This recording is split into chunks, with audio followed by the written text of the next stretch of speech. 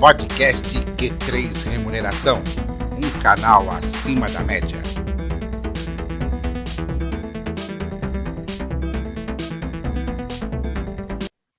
Olá, você profissional de gestão de pessoas e especialmente de remuneração. Está começando mais um episódio do podcast Q3 Remuneração, um canal acima da média, programa que tem um oferecimento da SoftTrade, soluções para recursos humanos, a experiência em RH que a sua empresa precisa. Eu sou Vanderlei Abreu, jornalista especializado em recursos humanos, e comigo está Matheus Oliveira, idealizador do Q3 Remuneração e sócio-diretor da RH Plus, referência em remuneração, a consultoria que não fecha negócios, abre relacionamentos. E ele vai dar alguns recados antes de iniciarmos o nosso programa. Olá, Matheus.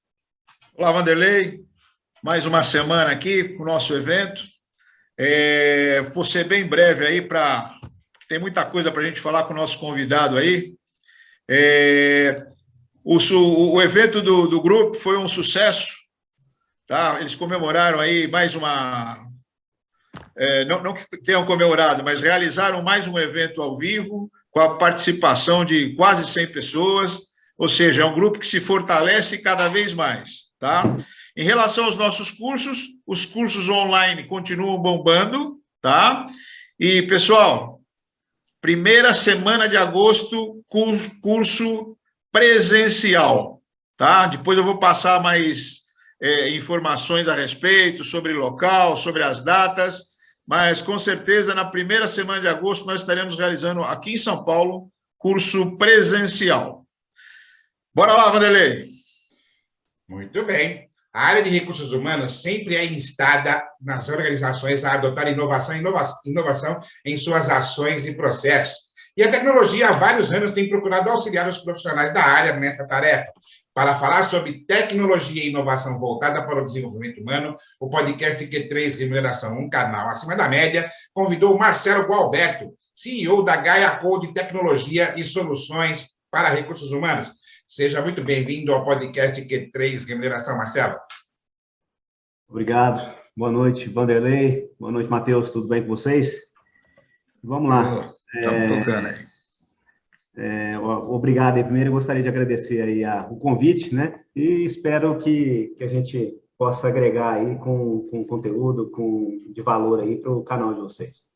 Vamos lá, Marcelo. A gente até estava conversando um pouquinho aqui nos bastidores antes de começarmos o nosso programa, né? Queria que você falasse um pouco sobre a Gaia Code, né? Como é que ela começou, onde é que ela está localizada, quais são os seus principais clientes, produtos e serviços que vocês estão oferecendo aí para a área de recursos humanos. Bacana. Um pouquinho antes, tipo assim, a história da Gaia começou um pouquinho antes, né, dela ser constituída, por um motivo seguinte, né? A gente teve, antes de conceber a Gaia, a gente tinha uma empresa anterior a ela, né? Eu fui sócio dessa empresa e a gente manteve ela aí no mercado por 10 anos, né? Eu permaneci nessa empresa. E durante o trabalho nessa empresa, a gente desenvolveu alguns produtos, né? Era uma empresa também de tecnologia, a gente desenvolveu alguns produtos, né? E no início do ano passado, né, eu vendi minhas participações nessa empresa e trouxe alguns produtos, né, que dessa empresa para a nova empresa, que é a Gaia, né? Então, quando eu trouxe esses produtos, né, um deles é um produto para RH, um produto para RH aí, que é uma avaliação de desempenho. E como é um mercado muito concorrido e uma demanda muito dinâmica, né, que altera a todo momento aí, o que a gente sentiu a necessidade de fazer, né? Basicamente, a gente criou um novo CNPJ, né? Mesmo a gente criou um grupo, né, da Gaia, e colocou algumas empresas para poder tratar somente desse assunto, devido à alta relevância. Então, dentro dessa empresa, né, que a gente chamou ela de Gaia SaaS, né, ela vai trabalhar somente com produtos de avaliação de desempenho. Então, para quê? Para poder trazer tudo que é novidade, machine learning, né, aprendizado aí, tudo que é parte de inteligência artificial, de analytics, né, para que a ferramenta fique algo, tipo assim, indispensável para um profissional de RH, né, para uma empresa, né, que tem o seu RH aí, ela vai se tender a se tornar uma ferramenta indispensável. É esse o nosso objetivo, né? Marcelo, você que está há tanto tempo aí no mercado, né? E agora está conhecendo um pouco desse mundinho de RH, né, como eu gosto de dizer, que é um mercado que não é fácil de ser tratado, né? Eu gostaria que você falasse sobre as principais tecnologias introduzidas para desenvolvimento de pessoas, né? Qual que é a tua visão? Como é que você tem acompanhado isso, já que você é um player desse segmento? Bacana, Matheus. É interessante, tipo assim, a gente dividir aí, eu gosto de dividir em 3 momentos, né? Até mais ou menos ali final de 90, da década de 90, né? De 90 até mais ou menos início ali de 2010 e daí para frente, né? Que são basicamente 3 eras aí de divisoras de água, né? Se a gente for dar um passo para trás e olhar na época ali de 80, 90, né?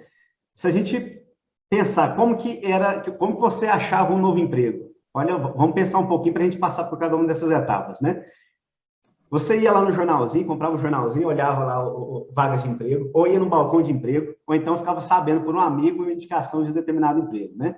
Então, a forma, né, como a gente olhando para a RH, em todas as frentes, né, tanto na parte de pagamento, recebimento, aperfeiçoamento profissional, todas elas passaram por uma transformação muito grande durante esses 3 períodos aí.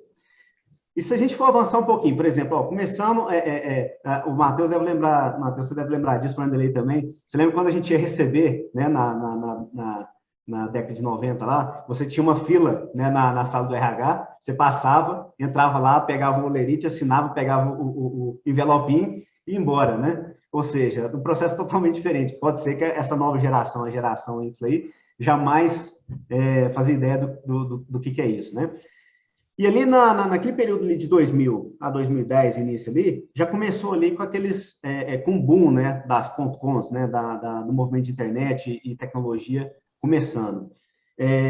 Com esse movimento, várias empresas surgiram para poder sanar diversos tipos de dores em todos a parte empresarial, né? RH não foi diferente. Então, a gente teve aí principalmente esse recrutamento que antes era feito pelo jornalzinho, por classificados lá, né, nós tivemos sites, né, bem estruturados que forneciam uma plataforma onde pessoas ofertavam empregos e pessoas tinham interesse de serem contratados, né, mão de obra. Então, ele estava tratando uma dor, que era basicamente da mão de obra, com o empregador, né, e foi surgindo sistemas também para poder evoluir a parte interna do RH, né. Quando a gente começa a falar sobre aperfeiçoamento, a gente, nesse passado aí, era meio generalista. Ou seja, os treinamentos que era feito em massa, né? Eu estou aqui para 100 pessoas aqui, todo mundo da minha empresa aqui vai fazer aquele tipo de treinamento.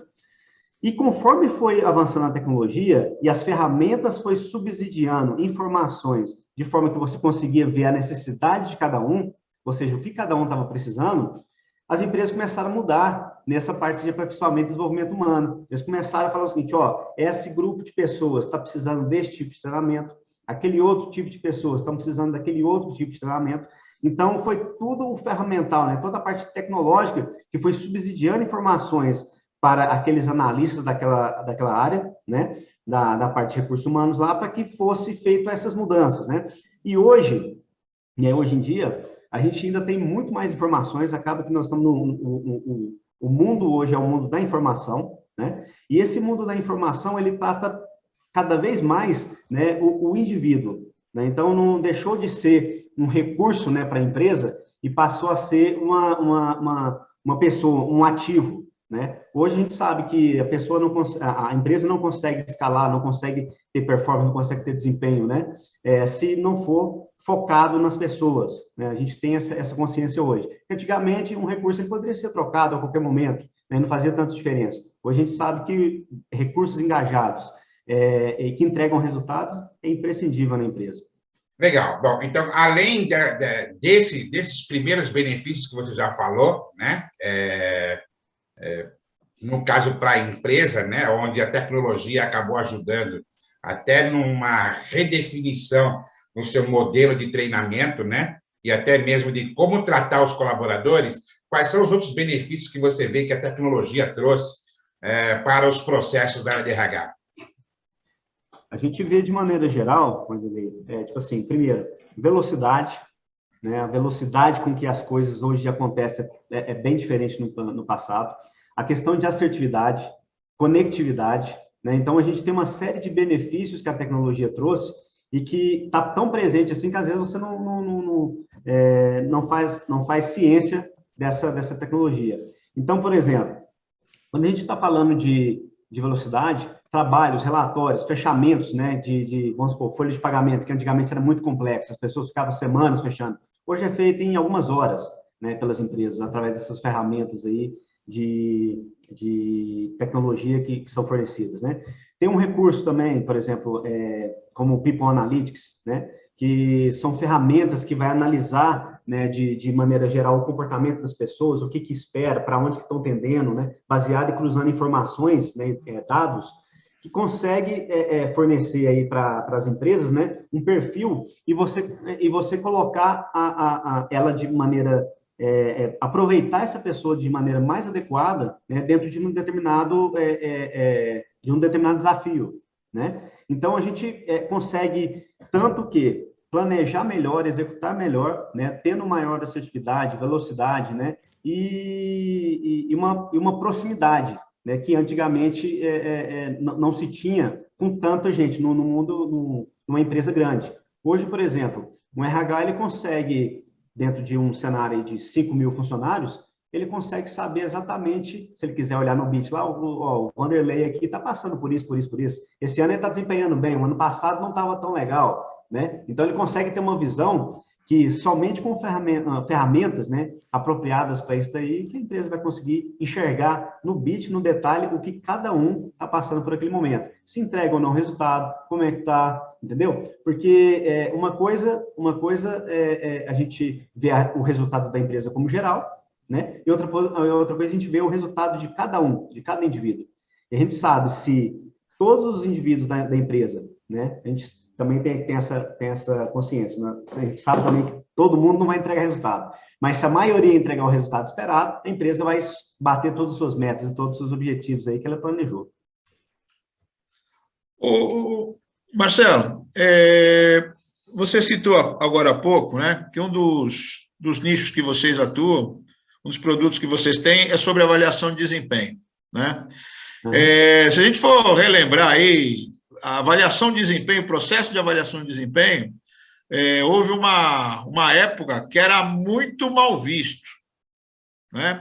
E, de repente, até com a ajuda da tecnologia, a avaliação de desempenho começou a ser propulsionada aí pelas empresas de uma forma muito positiva, né?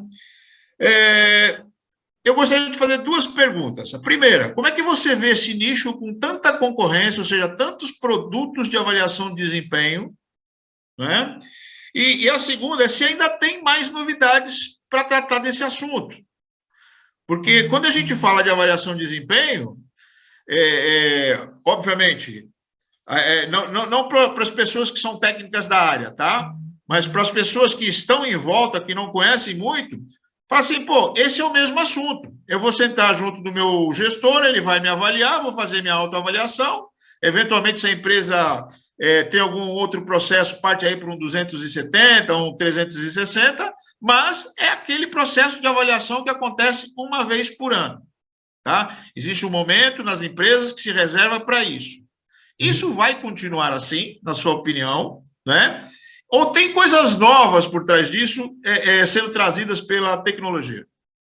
Já está mudando, né? A gente está olhando as tendências agora, inclusive a avaliação de desempenho, igual você citou, né? Fazendo uma vez por ano ou 2 vezes por ano, né? De acordo com a cultura da empresa. A gente já tem propostas, a gente está vendo como tendência, das avaliações de desempenho elas serem em real time, em tempo real. Então, o momento que você tiver, né, e disponibilidade para você poder fazer aqueles feedbacks e esse planejamento, você vai fazendo em tempo real e não precisa acompanhar todo esse ciclo. Então, já é um movimento diferente do que está sendo feito atualmente, né? E como que a gente enxerga a Gaia, né, nesse cenário, que você falou de muita concorrência, né? Como que a gente está enxergando isso? Junto com os outros sócios, né, a gente sempre bate na tecla, né, a gente tem que fazer ele fala, até soletrando, eu acho muito bacana, que ele fala que a gente tem que fazer deferente, né? O que é o deferente, né? É tentar agregar valores que hoje o mercado não está trazendo, ou para poder mostrar esse determinado valor, você tem que pegar várias ferramentas. Então, o que a gente fez durante esse desenho, Matheus, foi o seguinte: por enquanto a gente está, como diz, a gente foi no mercado, pegou todos os apanhados das necessidades, a gente lembrando que a gente já tem ferramenta e já estamos com clientes, né, atuando nessas ferramentas, clientes de grande porte, né, que já vem usando a nossa ferramenta há alguns anos, né? Porém, fizemos o seguinte, vamos parar o que a gente está fazendo, né, parar assim, no sentido de olhar e ver o que a gente precisa fazer diferente. Começamos a olhar no mercado as demandas, as necessidades, né? E aí trouxemos todas as necessidades para dentro de casa, começamos a fazer o quê? Amolar o machado.